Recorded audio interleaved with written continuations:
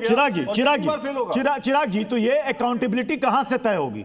सड़क से, नुक्कड़ से, चौराहे से या संसद से? प्रत्युष जी 5 साल वेट किया है जनजी ने। 2021 में पहला नीट पेपर लीक हुआ था, इस विश्वास पे कि प्रधानमंत्री कोई एक्शन लेंगे, एजेंसीज को एक्शन लेगी। कितना दिल टूटा होगा 2024 में जिस बच्चे ने नीट का एग्जाम दिया और उसको यह बोला गया संदीप मुखिया है, ये संजीव मुखिया है जिसने लीक किया था, और आज सीबीआई आके बोलती है कि हमें कोई सबूत नहीं मिला इसके खिलाफ। उसका कितना दिल टूटा होगा कि मेरे 2 साल खराब हो गए, मैं कुछ कर नहीं पाया और इस आदमी को सजा भी नहीं मिल रही है। और प्रधानमंत्री आके बड़ी बड़ी बातें कर रहे हैं कि हमने फास्ट ट्रैक कोर्ट बना दिया। देखो, अरे एजेंसीज पकड़ तो पा नहीं रही, सबूत इकट्ठे नहीं कर पा रही है और इसके बाद आप ऐसी बातें कर रहे हैं। क्या करा आपने?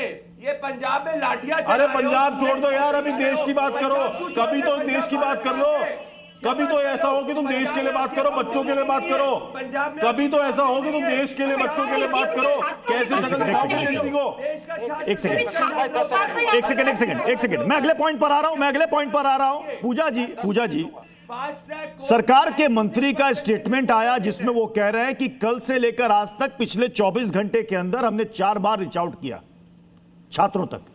तो कौन है जो नहीं चाहता कि सरकार के साथ डायलॉग, संवाद कायम हो? कौन है वो बीच का रोड़ा? इस देश का युवा नहीं चाहता कि जब तक धर्मेंद्र प्रधान अपनी कुर्सी पर बैठे हैं कोई भी संवाद होगा। मैं कह रही हूँ ना, आपको मैं एक आग्रह कर रही हूँ कि आप संजीव मुखिया जिसके खिलाफ सीबीआई चार्जशीट नहीं कर पाई, उसको भी पैनल में बुलाइए। वो प्रदीप भंडारी से बेहतर भारतीय जनता पार्टी का वो करेगा और वो प्रत्यक्ष एग्जांपल होगा कि किस तरीके से देश को बुला लीजिए। हर व्यक्ति कोई मतलब नहीं है, कांग्रेस से विरोध करने का पास करती है। 2 घंटे पहले कर्नाटक के अंदर पेपर लीक हुआ, चर्चा से क्यों भाग रहे हो? कर्नाटक के मुख्यमंत्री ने रिजाइन किया, कर्नाटक के एजुकेशन मिनिस्टर पे आंखें बंद हो गई है। 2 घंटे पहले एक एक करके बोले प्लीज, एक एक करके बोले, किसी को समझ में नहीं आएगा, प्लीज एक एक करके बोले। आपको अभी तक संवाद नहीं खोलना पड़ा, आपको लगा कि ये लोग तो बिफर जाएंगे, पर ये वो जनरेशन है जो आज लाठी खा रहे तो राष्ट्रगान शुरू करते हैं ताकि लोग सम्मान में खड़े हो जाएं। ये वो ए.के. वाजपेयी सर भी हमारे साथ जुड़े हुए हैं। ए.के. वाजपेयी सर काफी देर से वेट कर रहे हैं। ए.के. वाजपेयी सर, माफी चाहूंगा आपके पास, मैं देर से आ रहा हूं, लेकिन ए.के. वाजपेयी सर, जिस दिन जंतर मंतर से संसद मार्च था उस दिन भी सीजेपी के 2 स्पोक्स पर्सन जाते हैं और जाकर के जेपी नड्डा से मिलते हैं, बाकायदा फोटो भी पोस्ट करते हैं। एक तरफ छात्र सड़क पर लाठियां खा रहे थे, एक तरफ बातचीत भी चल रही थी। जितेंद्र सिंह आज कहते हैं 24 घंटे में 4 बार हमने रीच आउट किया। तो सवाल है कि संवाद और डायलॉग हो क्यों नहीं पा रहा है? कहां से फेलियर है सर? भाई एक्चुअली क्या है ना कि छात्रों का जो समस्या थी वो समस्या से पॉलिटिकल पार्टी जो विपक्ष की हैं उन्होंने टेक ओवर कर लिया और वो कोरी राजनीति करना चाहते हैं। आप बार बार पूछ रहे हो कि चर्चा क्यों नहीं हो पा रही?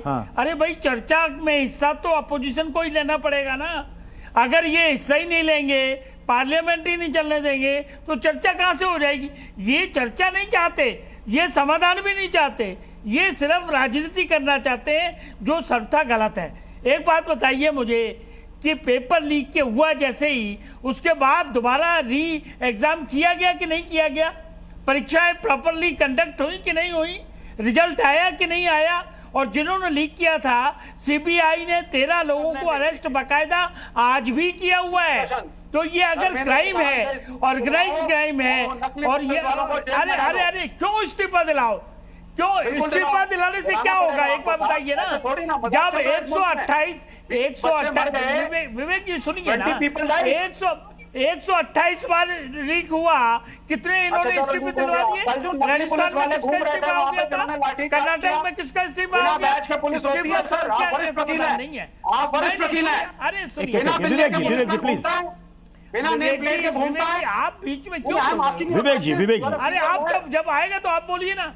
देखिए, समझदारी से डिबेट करेंगे तो रिजल्ट अच्छा आएगा। अगर प्रोसेशन कर रहे हैं आप, किस सरकार ने इजाजत दी? बिना मिलने के पुलिस सरकार ने इजाजत दी है। क्या कानूनी पनिशमेंट है? अरे भाई, आप एक एक करके पूछेंगे ना सवाल। ये इजाजत इसी सरकार ने दी है। जंतर मंतर पे जो बैठे हुए हैं वो इस सरकार ने इजाजत दी है उनको बाकायदा। और अगर प्रोहिबिट किया है कि आप पार्लियामेंट